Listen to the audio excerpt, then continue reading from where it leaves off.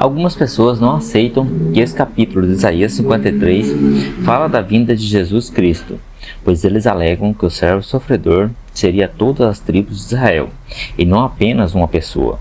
Seria mesmo possível entender dessa maneira que o capítulo faz referência apenas ao povo de Deus e que o povo estaria pagando pela sua própria desobediência a Deus, e depois eles seriam perdoados pelos seus próprios pecados e prolongariam seus dias? Vamos ao estudo. Nesse texto, o autor faz referência ao servo sofredor, que pagaria o pecado do povo de Israel, porque eles se desviaram do caminho de Deus, e por causa disso, passariam por muito sofrimento e agonia, e seria um homem que pagaria o pecado deles. Podemos entender com a leitura dos primeiros versos que esse servo seria uma pessoa humilde, não pertenceria à família rica, porque entendemos assim: se você olhar no relato bíblico, como raiz em terra seca, não tinha beleza e nem formosura, o autor faz uso de uma figura de linguagem, pois seria uma pessoa do povo, viria de uma família pobre, pois é isso que o autor quer dizer em sua profecia. O que podemos compreender com essa profecia? Ele era desprezado e o mais rejeitado entre os homens. O servo sofredor não seria bem aceito, iriam fazer pouco caso dele, ele não seria levado a sério, seria contestado, e conseguimos compreender que ele não teria uma vida fácil. Vamos à leitura dos versos 4 e 5. Verdadeiramente ele tomou sobre si as nossas enfermidades, e as nossas dores levou sobre si. E nós reputávamos por aflito, ferido de Deus e oprimido. Mas ele foi ferido por causa das nossas transgressões e moído por causa das nossas iniquidades. O castigo que nos traz a paz estava sobre ele, e pelas suas pisaduras fomos sarados. Quando analisamos esses dois versos, entendemos que o servo sofredor pegaria para si as enfermidades e dores, pois ele seria ferido por causa dos pecados do povo de Deus, e pelo seu castigo traria a paz, e por causa do seu sofrimento seríamos curados e livres de castigos.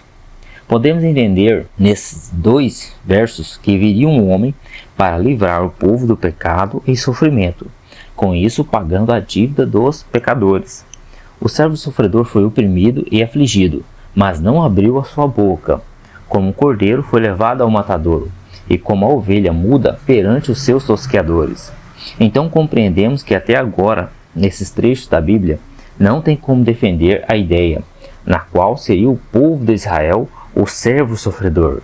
Se fizermos essa interpretação, não estaríamos respeitando o que diz o texto, pois nessa profecia se trata de uma única pessoa, que pagaria pelos pecados do povo de Deus. Vamos aos versos finais, 11 e 12. Ele verá o fruto do trabalho da sua alma, e ficará satisfeito. Com o seu conhecimento, o meu servo, o justo, justificará a muitos, porque as iniquidades deles levará sobre si. Por isso lhe darei a parte de muitos, e com os poderosos repartirá ele o despojo, porquanto derramou a sua alma na morte com os transgressores, mas ele levou sobre si o pecado de muitos, e intercedeu pelos transgressores. Podemos entender no verso 11 que esse homem pegará para si a iniquidade dos pecadores. Alguns podem questionar essa passagem, o meu servo, o justo. Nessa citação, a palavra justo faz referência a um ser perfeito, por causa do artigo definido o, pois o profeta fez questão de definir porque na Bíblia tem relato de justo, como uma pessoa que segue a Deus e não que ela seria perfeita. Pois para uma pessoa passar por todo esse sofrimento, que não é dele, mesmo assim permanecendo fiel até o fim, para pagar o pecado do povo de Deus, só pode ser alguém perfeito e justo. No verso 12, compreendemos que muitos desfrutariam o despojo, por causa da sua morte. O servo sofredor ficou com o pecado de muitos, e intercedeu pelos violadores dos mandamentos. Podemos questionar a palavra muito. Então, não seriam todos que se beneficiariam com a morte do servo sofredor? Sim, só alguns que seriam beneficiados.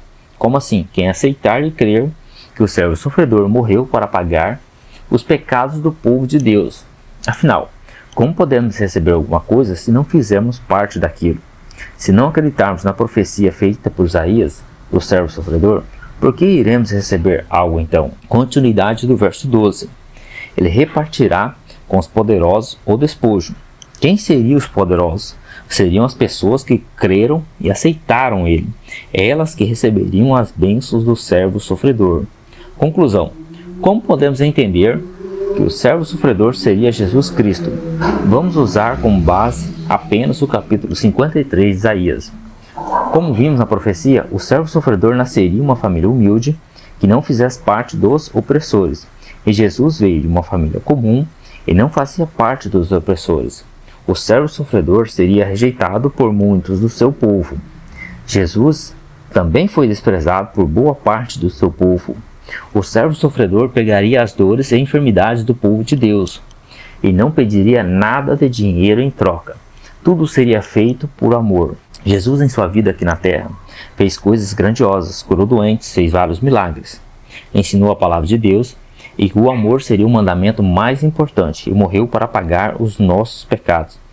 O servo sofredor passaria por todo esse sofrimento e se comportaria como um cordeiro. O que isso quer dizer? Pois ele não iria reagir e iria aceitar tudo isso de forma pacífica. Assim foi Jesus Cristo. Quando estava passando por todo o seu sofrimento, ele poderia reagir e acabar com toda aquela agonia. Mas, se fizesse isso, estaria contrariando a Deus e deixaria de ser perfeito e justo.